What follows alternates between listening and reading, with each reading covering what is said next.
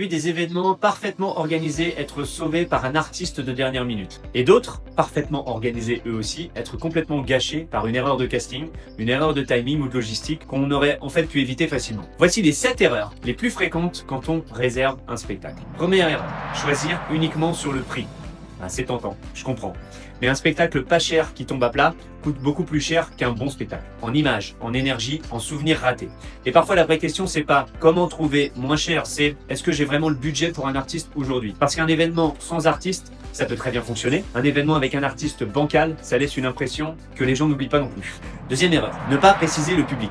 Un spectacle pour des adultes en soirée d'entreprise, c'est pas le même que pour des enfants de 5 ans. Même si c'est le même artiste. Personnellement, quand je prépare une prestation, je ne demande pas juste c'est pour qui, c'est pour quel type de public. Évidemment que ça m'intéresse, mais je demande le contexte. Est-ce que les gens vont être assis? Est-ce qu'ils vont être debout? Est-ce que c'est pendant un repas? Avant? Après? Est-ce que c'est en début de soirée et en fin de soirée? Est-ce qu'il y a des enfants, des personnes âgées? Ces informations changent tout à la façon dont je vais calibrer mon énergie, mon timing et mes interactions. Un bon artiste ne se contente pas d'arriver et de jouer. Il adapte sa prestation à votre public. Mais pour ça, il a besoin que vous lui parliez. Troisième erreur, ignorer la logistique. Et là, j'ai une image qui me vient. Imaginez le meilleur humoriste du monde, vraiment le meilleur, le top du top, la crème. Il monte sur scène, il est au top. Sauf que la sono est pourrie. Personne ne l'entend correctement. Bah ouais, on a pris Momo comme technicien. Il est pas cher, il a acheté sa sono à la brocante. Le meilleur artiste de la Terre ne peut rien faire si les conditions techniques ne sont pas au rendez-vous.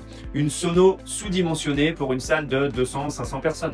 Un espace scénique trop petit pour le type de spectacle prévu. Ce sont des détails qui semblent mineurs au moment de la réservation, mais qui font parfois tout rater le jour J. Parlez technique avec l'artiste en amont.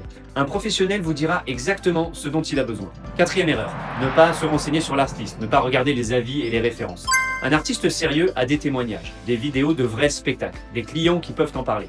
Et plus un artiste a d'expérience, plus il a développé sa capacité à s'adapter à des contextes différents, à des publics différents, à des imprévus. Un artiste qui a fait des centaines de prestations a déjà tout vu, ou presque. Et cette expérience, ça se sent sur scène. Regardez les preuves avant de décider. Si ce n'est pas là, ça peut être un signal. Cinquième erreur, confirmer sans contrat. Le contrat, c'est ce qui précise le lieu, l'horaire, la durée, les conditions techniques, les conditions d'annulation.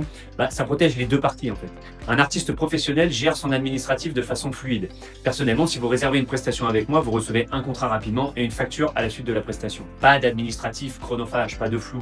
Si quelqu'un ne peut pas vous fournir un contrat simple, posez-vous la question. Sixième erreur, pendant l'événement, caser l'artiste au mauvais moment.